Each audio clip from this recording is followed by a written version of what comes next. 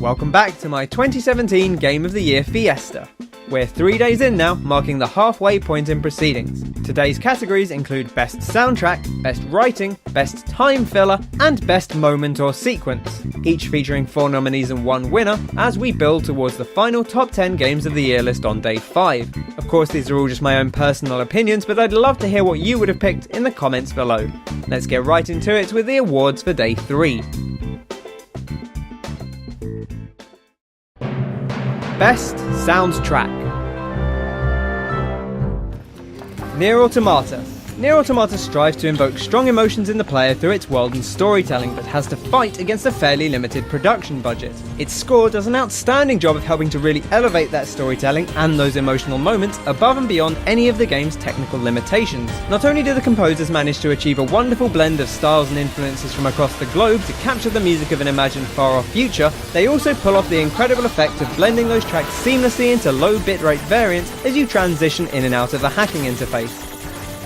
Persona 5. I'm happy to report that longtime series composer Shoji Meguro and his team have lived up to expectations once again. Persona 5 soundtrack has a very different tone from its predecessor, drawing influences from the likes of funk, soul, electropop and more to craft the perfect accompaniment to your heisting antics. The swing beats, funky bass lines and laid-back vocals of Beneath the Mask make getting lost in the Tokyo subway a pleasure. The powerful chorus of Last Surprise once again remains a delight every time it belts out mid-battle, and the victory music is so good you just want to let it run forever.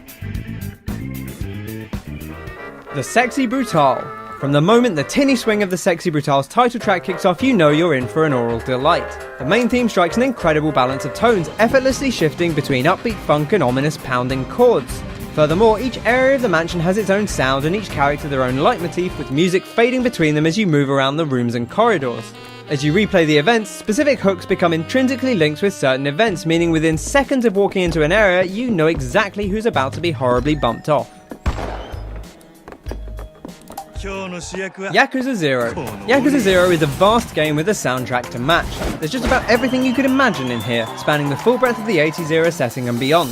Yakuza shifts tone frequently, going from serious one moment to the goofy tale of a human statue desperate to use the toilet in the next, but there's always a track to suit the mood. There's plenty of fun wackiness in here, from the slow jam of Sunshine Cabaret's As You Like to the kung fu twangs of Tiger Flute. But Yakuza is no slouch when the soundtrack needs to get serious, whether for a moment of quiet emotion or intense action. This was an incredibly tough decision to make, but in the end, Nier Automata's masterful blending of its two styles swung the odds in its favour. At first I assumed the game was simply fading between the regular and low bitrate variants, but after a while I realised it was more subtly mixing them together in a way that makes it almost impossible to tell where one ends and the other begins. There are plenty of other similar touches and tweaks along the road too, such as the music box variant of the Resistance Village theme, which bleeds slowly in after you return said item to one of the NPCs. That mixing is just the icing on the cake, however. The music itself is absolutely beautiful across the board, ranging from the upbeat, chaotic whimsy of Emil's shop theme to the haunting melancholy of Song of the Ancients. Keiichi Akabe and his team truly brought the world of Automata to life with their soundtrack, and the vocals of Janique Nicole, Emi Evans, Nami Nakagawa and Marina Kawano are stunning, combining multiple languages including English, French and Japanese to craft a truly unique sound that makes for the perfect accompaniment to the tale of the Yorha.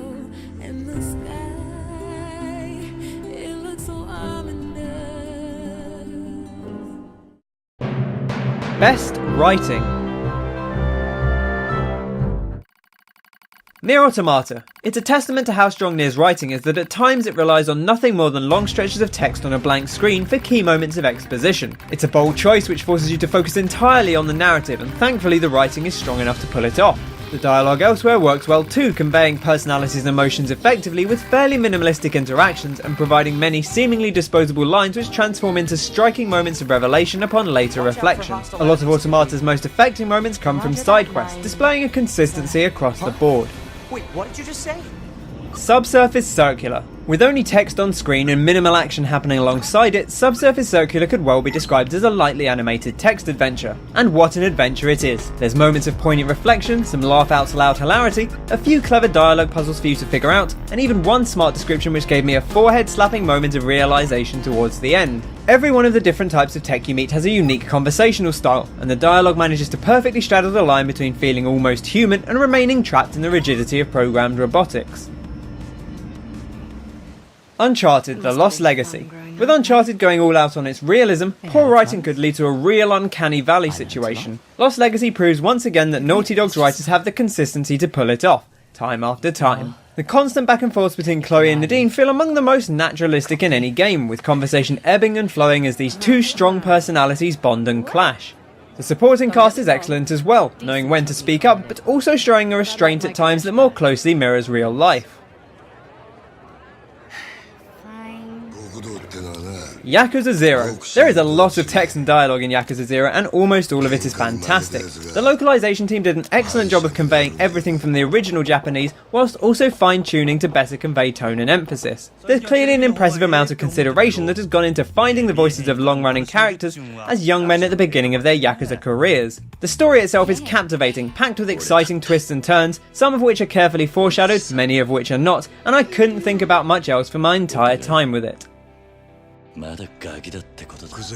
Given the sheer volume of content, it's immediately apparent why the localization of Yakuza 0 took so long, but every moment spent waiting was worth it because the result is such a shining example of what good localization can achieve. Yakuza 0's story is a fantastic weaving plot full of intrigue, deception, loyalty and more, and whilst I can't speak to the original Japanese script, it stands up so fantastically post-translation that it speaks wonders to the talents of the team. Yakuza 0's writing made me laugh out loud time and time again. It made me smile and it made me cry. Even moments after finishing, I was still left thinking about the naive brotherhood between Kiryu and Nishiki, the measured logic of Tachibana, the uncomfortable chumminess of Sagawa, or the sleazy enthusiasm of Nishitani. There's also a phenomenal amount of side quests which lean heavily on nuanced writing to work, whether it's stepping in as a temporary director or infiltrating a shady cult. I do want to briefly note that while the writing is mostly excellent, a couple of moments are not well handled. That said, the 99% of the game's writing which does work is such an absolute joy, and the most impressive part is how well that personality and humour shines through in the localization.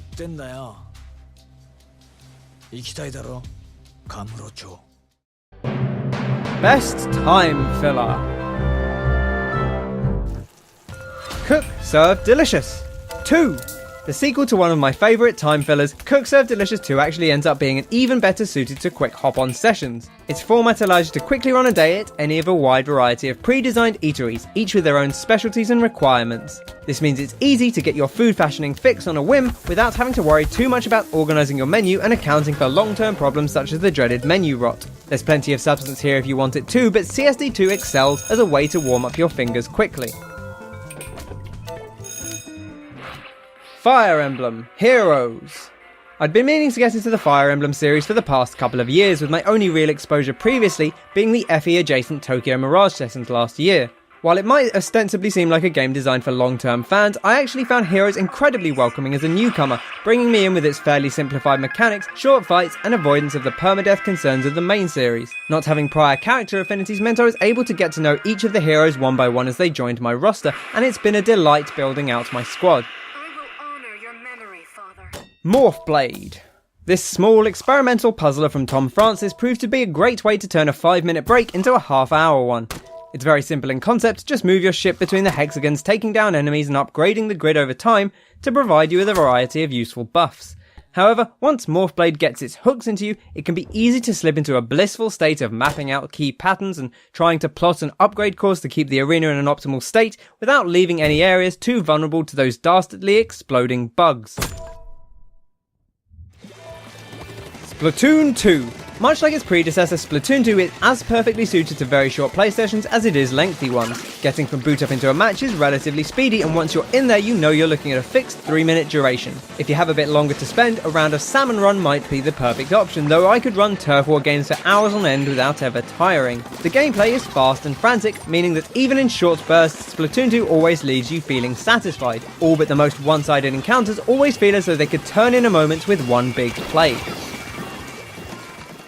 All 4 of these games are great ways to spend 5 minutes upwards, but only one of them has kept me coming back without fail day after day. I don't think I've gone a day without at least checking in on Fire Emblem Heroes since it first launched last February. Intelligent Systems have been doing an excellent job at keeping the game fresh with constant updates and events, providing the most hardcore players with enough to keep them interested, but without making a more casual player like myself feel as though they're being left in the dust. With its turn-based nature and touchscreen interface, FE Heroes is a perfect game even if you're only looking to pass 30 seconds while you wait for the kettle to finish boiling. It's easy to hop in and out, but there's also enough to do that I have on occasion played it for hours straight. Even playing it every day, there's always more opportunities available. New heroes to level up, story maps to complete on a range of difficulties, Tempest trials to bash my head against, arena runs to aim for the high score on. I've never once felt an obligation to play on any given day, yet I know there will always be goals to aim for every time I log in. Whether it was my main focus whilst lying in bed listening to music, something to distract me during a brief loading screen elsewhere, or simply an accompaniment to keep my hands busy, Fire Emblem Heroes was never far from my mind in 2017.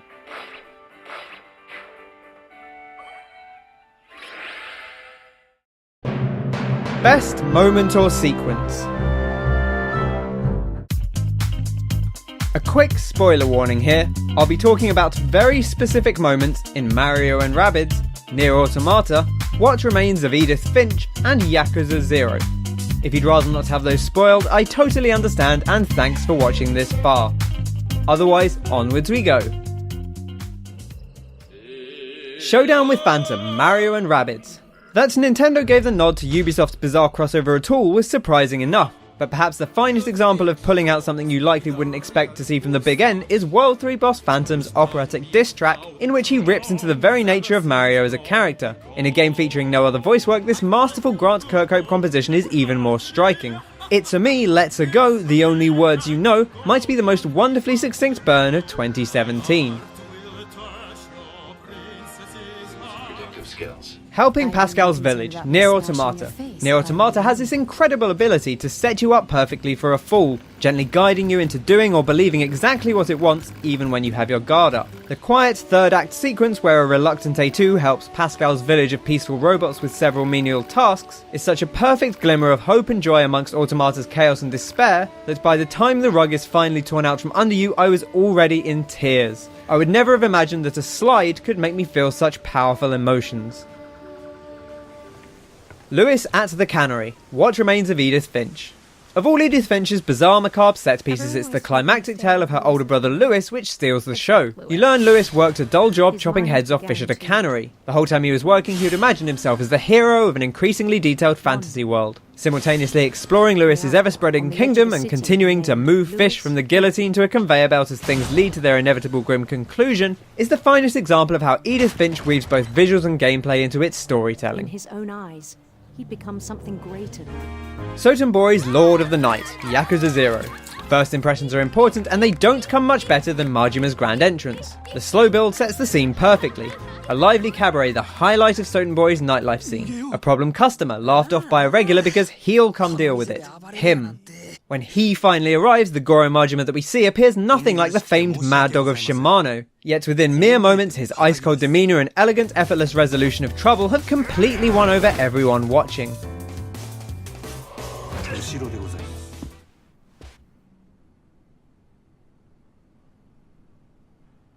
For a character as well known as long-established series mischief maker Goro Majima, it would have been easy to just stick to the playbook. Yet Yakuza 0 turns everything you know about the Mad Dog of Shimano on its head, introducing him as an immaculately dressed professional, perfectly composed in the face of danger, yet willing to put on a show in service of business. For long-running series fans, it's the perfect way to grab attention, opening up the book on a hitherto unseen chapter in Majima's life. However, even for those with no prior knowledge of the series, there's still almost no way a scene could sell you more on its protagonist than this. From the initial whispers of the manager's incredible business acumen and the young businessman's absolute confidence that he would see to this troublemaker without issue, to the dead silence of the cabaret as Majima walks down the aisle, the band striking up as he effortlessly diffuses the situation, and the masterful speech transforming an awkward moment into even more celebration and revelry from his customers, it only takes 15 minutes to understand completely how Goro Majima earned his title as Sotenbori's Lord of the Night.